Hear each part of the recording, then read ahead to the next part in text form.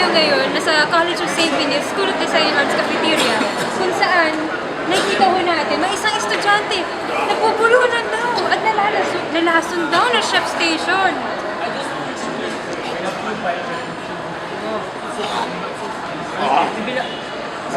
People, ano, tulong po.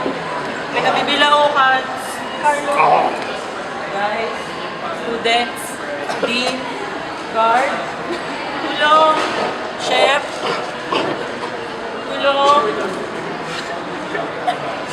Uy, di ba yung gagawin ko?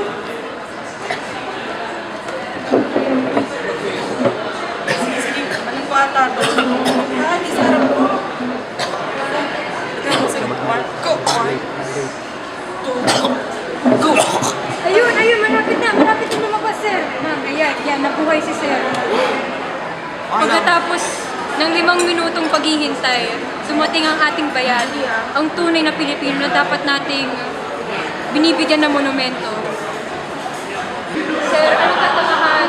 Pumasok sa isip niyo at pinabayaan niyo mapulunan kayo. Sarap ng pagkahat ko. Kaya, buti lang din ang kaibigan ko sa Abedna. Anong pakiramdam, sir, na lumabas na?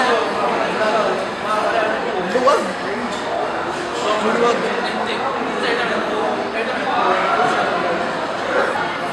Sir, anong naramdaman mo ninyo nung bigla talagang nabulunan niya ang kaibigan niya? Sa una, sobrang parang natulala ako kasi parang ang bilis na pangyayari, parang saan mangyayari ako, hindi ko alam. Pinag-isipan ko muna. Tapos yun, ay shit, bubulunan na pala siya. Tapos yun, kinabahan ako. Tapos tumayo. Sisigaw ako, wala tumulong. Ayun, sobrang kinabahan talaga ako sa ibig. Kasi akala ko mamatay na siya. Yun lang pinasabi ko. Anong pumasok po sa isip ninyo para gawin niyang gawain ng bayan? Anong tawag mo dyan sa ginawa ninyo, Hymen? Ako, bastos ka. Hindi, Heimlich yun. Baswahan, bisa. Heimlich po yung ginawa ko. Buti nga, natutunan ko eh. Kung hindi, naku, papatay na yung kaibigan. Kailangan namin ng mga tao tulad mo. Thank you, miss. Sige, thank you, sir. Thank you, sir. Sir, mga sir at ma'am, balita ko nga ho, mga kaibigan.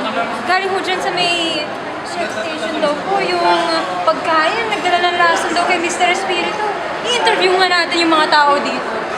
Ate, balita ho daw namin may kakaiba daw kayong nilalagay dyan sa pagkain sa chef station. Kaya si Kuya Espiritu kanina, nabulunan ng matindi, 5 minuto ba naman? Grabe naman, wala naman po kami ibang nilalagay dun sa pagkain namin. Baka medyo bobo lang si Kuya kasi ang dami na pong kumain dito pero siya lang ang nabulunan. Diyan po nagtatapos ang ating balita at ngayon mga kaibigan, huwag na huwag inyong kakalimutan, ngumuya. Ngumuya na matagal. Dahil kung hindi kayo ngumuya, talaga mabubulunan kayo. At ako po si Pauline Hermoso, nag-uulat sa iyo ng Flash Report.